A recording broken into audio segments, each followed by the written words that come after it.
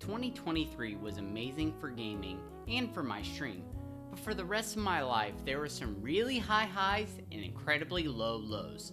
Somehow, with taking 3 months off to recover from an injury, I still found a way to place 89 games on stream. But I wanted to start by saying that this was a tough list to make, both on camera and off. For off the camera, I had to finish games off streams to give them an accurate spot in the list, but for on the camera, I am still recovering. I still have some difficulties with speech and fatigue, so my apologies for the lack of crispness as compared to last year's list. I am just thankful that I can make one in general. A big change for the list moving forward are my new awards, which I will give out annually. They are as follows: Best Game Released in 2023, Family Game of 2023, Hidden Gem, Winner for You and Your Wallet, Relaxing Game, and a runner-up for all the categories. Guidelines for both the list and awards will be available in the description. I also wanted to give thanks to YouTubers and content creators who covered so many games with great suggestions throughout their videos and podcasts. A few of them are Best Indie Games, Fizzy, Scooty, I Dream of Indie Games, and Pursuing Pixels. Make sure to search them out for more gaming content. My big hope is that you see a game that interests you that you may not have known about beforehand. I just want to let everyone know that there are great games out there, so let me know in the comments of ones that you want me to look into more. And now onto the list. Number 89, Lawnmower Game Space Race. With its remarkable resemblance to the original Lawnmower game, it had some bugs with the controller and the odd feeling that I have to stream the rest of the series in 2024. Number 88, Lawnmower Game Next Generation. The only thing that saves Next Generation from placing lower than Space Race is the hilarious emote I ended up with. The game adds in more mowers to use, but you're better off sticking to the original mower from the first game. Number 87, Hot Wheels Unleashed. Entertaining, but focuses on difficult races and objectives instead of differences in the toy Hot Wheels.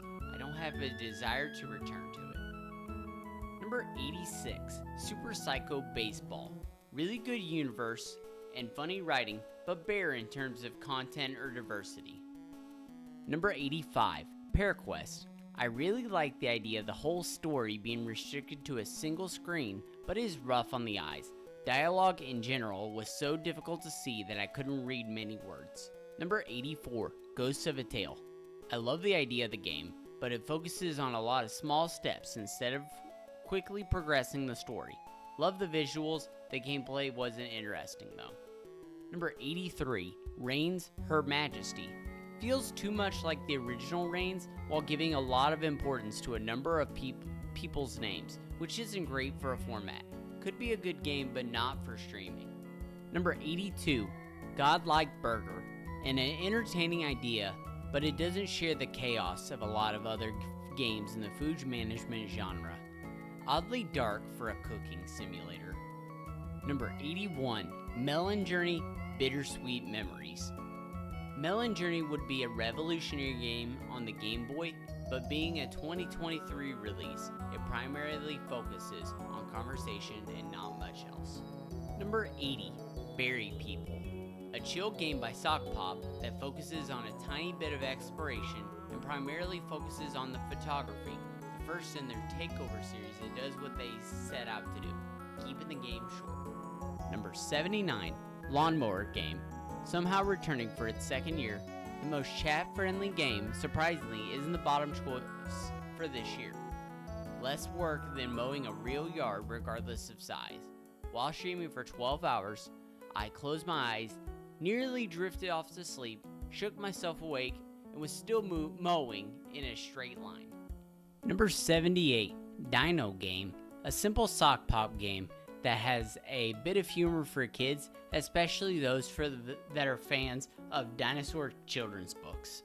Number 77, SNKRX. Very simple, focusing on the survive till you die moments of roguelikes, almost to a fault of being too simple. Number 76, Shakedown Hawaii. Really cool idea, but feels very much like its predecessor Retro City Rampage.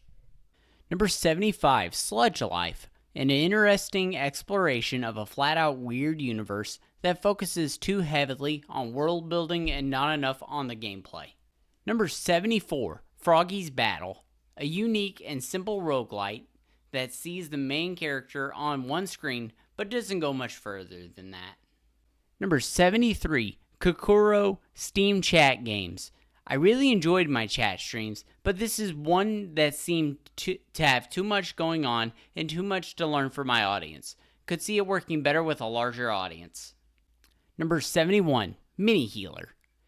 Definitely designed in memory of classic MMORPGs where the healer is a must to beat bosses.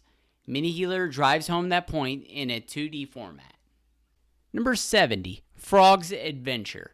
A bite-sized point-and-click game that would be right up there with Pajama Sam and Freddy Fish as good adventure games for kids and adults.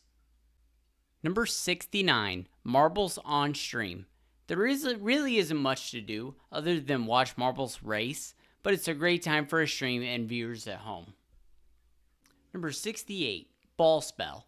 I didn't think Zuma could get some appreciated additions, but Ball Spell adds just enough to think of it as Zuma for gamers, as opposed to playing Zuma, which is more of a specific target audience, Gen Xers. Number 67, Nowhere Patrol. I wouldn't call this a must-own for Halloween season, since it has no horror, but it does a nice job of putting you in the fun of spooky season with some cool boss fights. Number 66, Springblade. A simplistic look at an RPG with the go-to sockpop look. Good, but not amazing. Number 65, Pineapple on Pizza.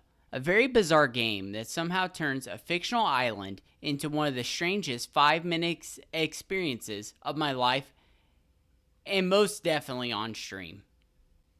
Number 64, Luna. A relaxing, beautiful narrative game with soothing sounds and a fun time in a short time. Would have been a fun recovery tool for myself and others with a good VR headset. Number 63, Bobo Robot. A game that looks incredibly basic on purpose. It tries and succeeds to create a cult classic game that might have been released on the Atari 2600. Number 62, The Murder of Sonic the Hedgehog. An interesting look at the Sonic universe that has all the major characters in a point-and-click mystery.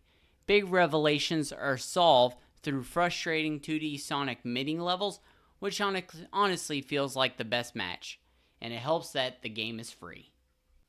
Number 61, Gardener.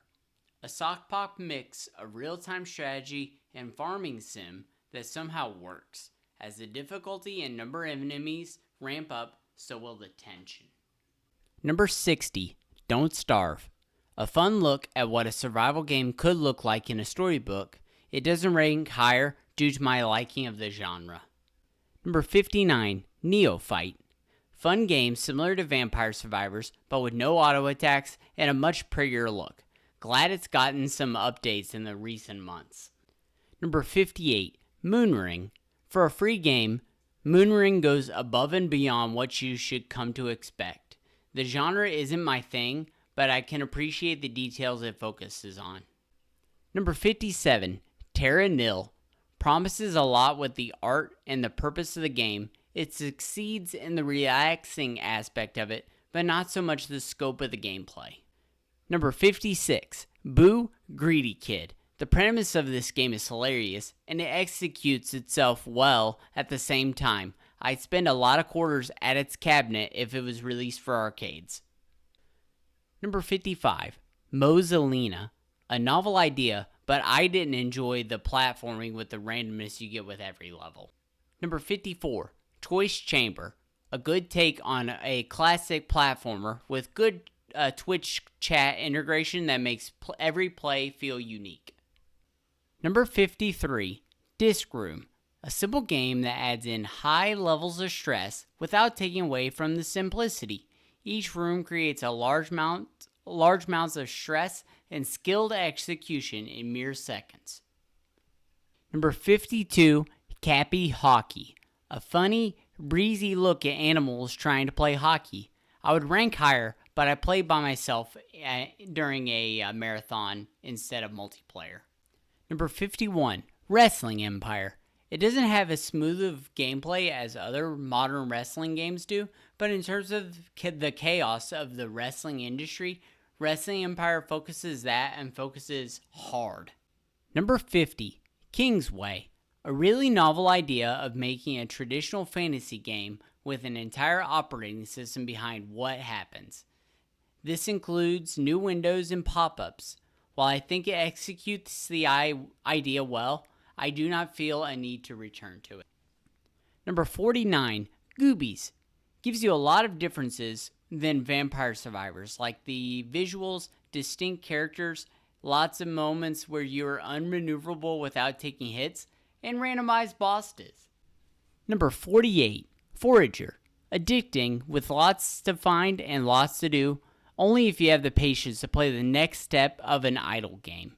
Great choice in the art direction. Number 47, Tales of Iron. This 2D Souls-like game does a great job of immersing you in the theme with its painting-esque art. Number 46, Rhythm Sprout.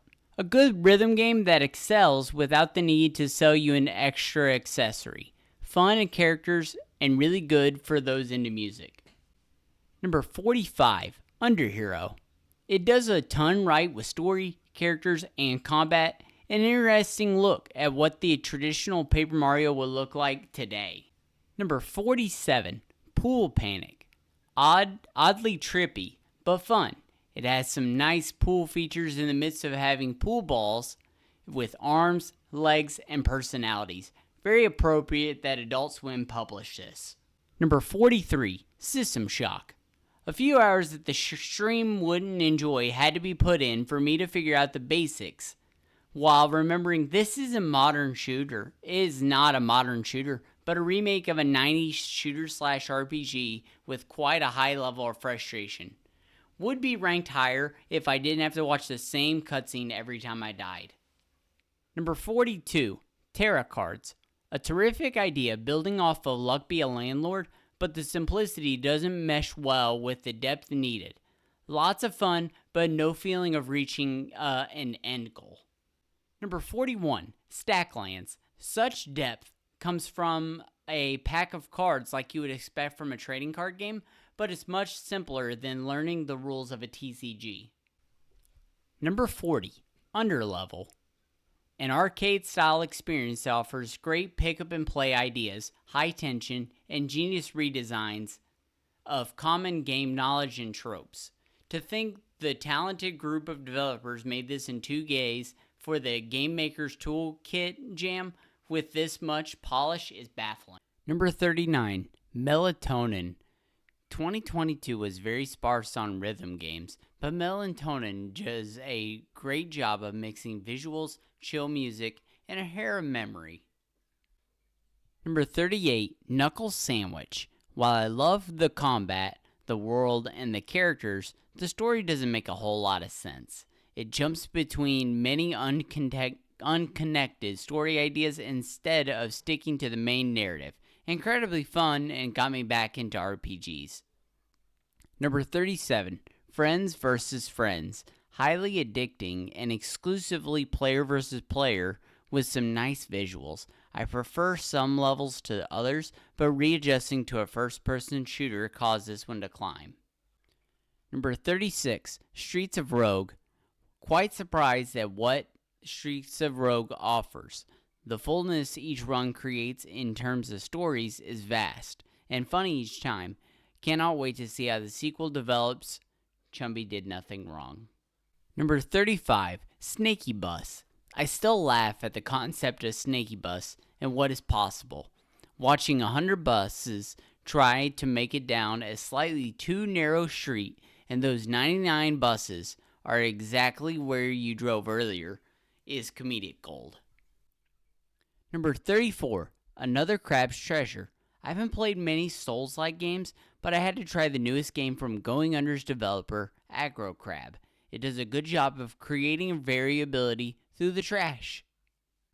Number 33, Crypta the Necrodancer. Crypta the Necrodancer has a firm place in my heart, but revisiting it while I am less able to perform well has me wanting to go back to it less. Still an incredible idea and game. Number 32, Lunastice. Like many other games on the list, Lunastice has me nostalgic for this style of platformer. Simple controls and graphics that look like they're from the box TV that I had growing up. Number 31, Turnip Boy Robs a Bank. Continuing what we saw from the original, we all plan to see lots of humor from the returning cast, a lot less swinging a sword, and a lot more shooting guns. And now the full game is available. Number 30, Sizable. A relaxing puzzle game that takes a simple concept of resizing objects and exploring tons of ideas that it could produce in the simplest ways. Number 29, The Messenger.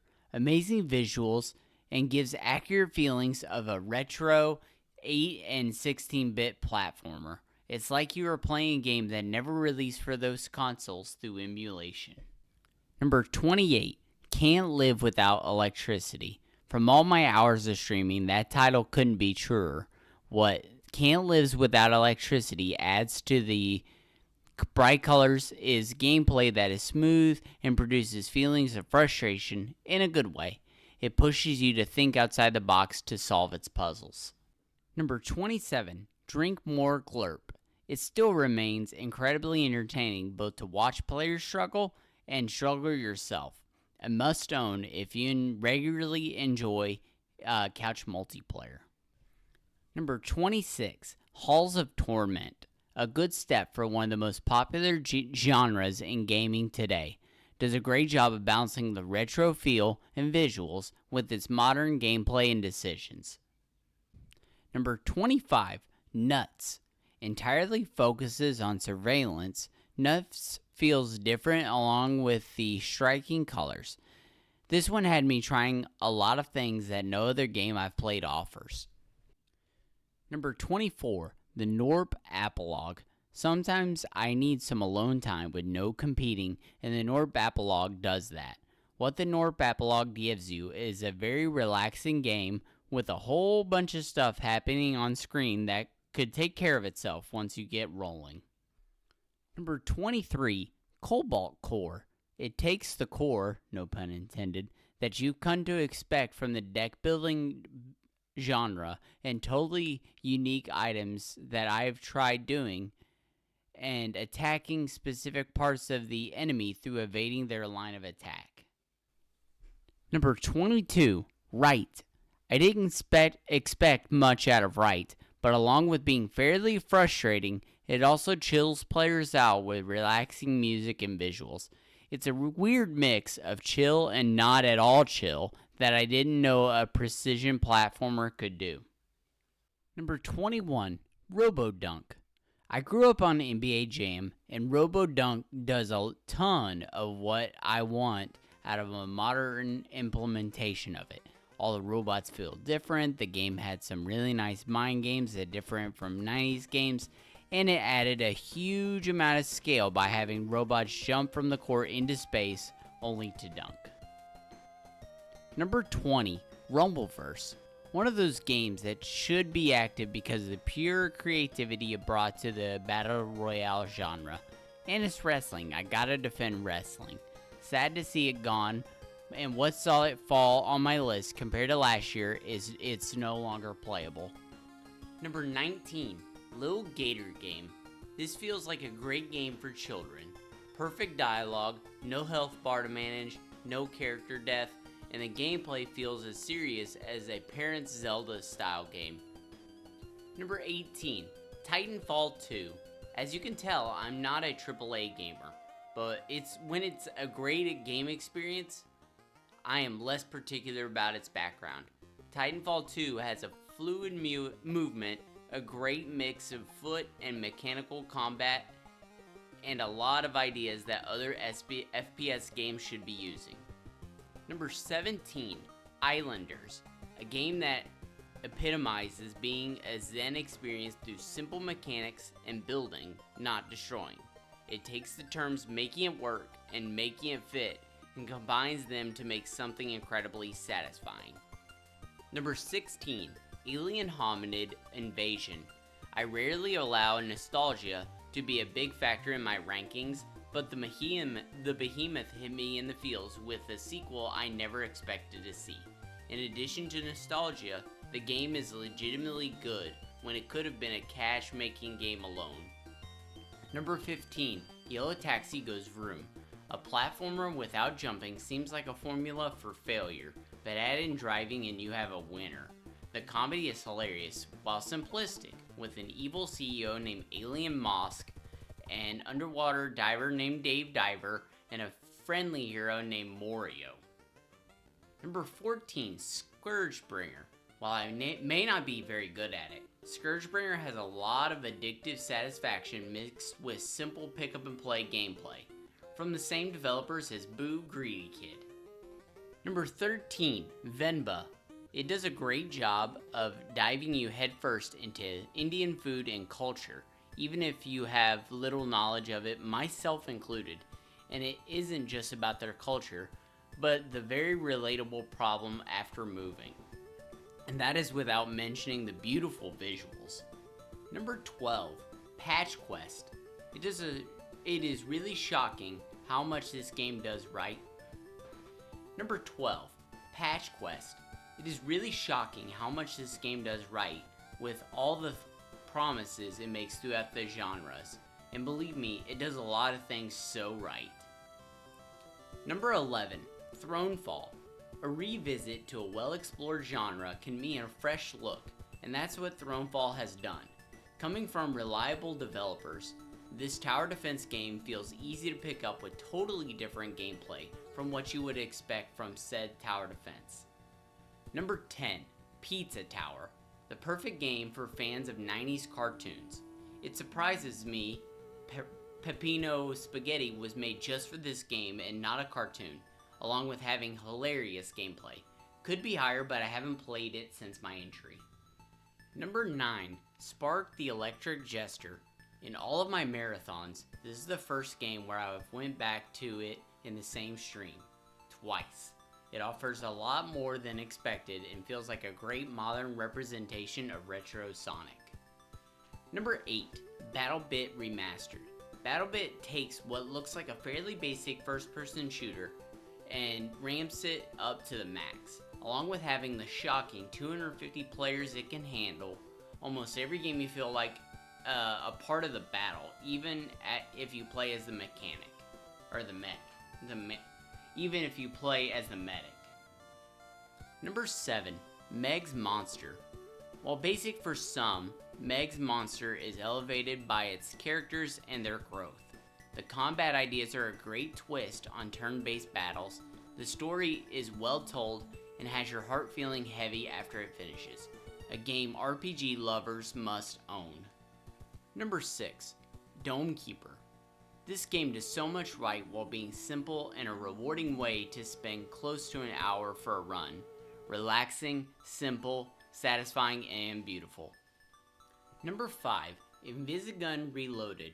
If you and your friends or family game together, Invisigun is a must-buy. It has the easy to learn, hard to master quality that makes it a hidden gem. The tension is high as a spectator when it appears like nothing is happening on screen for long periods. Number 4, Dave the Diver. Forgetting the raving reviews, I would say this one surprised me for how much there was to do while being relaxed and intaking a deep, pun unintended, underwater story, which takes time to see the intricacies. Number 3, Viewfinder. Along with its calming colors, Viewfinder does an incredible job at producing puzzles that test your brain at intaking and working through reality impossibilities. Fans of Portal need to play this. Number 2, Your Only Move is Hustle. Still one of the most clever designs in all of gaming. Extremely happy it is doing as well as it is. I cannot wait until Mutant finishes in beta. Every fighting game lover should own. Number 1, Luck Be a Landlord. The game I choose when I seek to do something non-productive, even more now that it is on mobile. Nice to have after this year. It's helped me to give up social media for good, which has been a big step to making me a happier person.